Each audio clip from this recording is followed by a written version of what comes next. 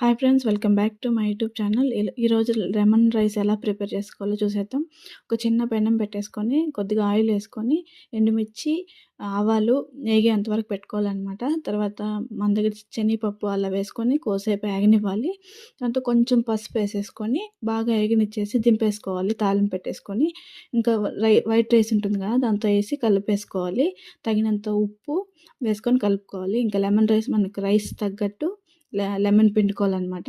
ఇక్కడ గరిటె పట్టుకొని పిండుతున్నాం కదా, గింజలు ఏదైనా ఉంటే పైన నిలిచిపోతాయి అన్నట్టు. ఇంకా అన్నంలో పడితే అది కొంచెం చేదొస్తుంది అనేసి అట్లా పిండేసుకుంటే సరిపోతుందన్నమాట.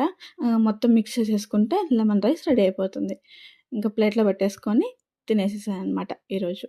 That's for mini vlog guys. నా వీడియోస్ కానీ నచ్చినట్లయితే నా ఛానల్ని సబ్స్క్రైబ్ చేయండి, షేర్ చేయండి friends. Thank you so much for watching my videos.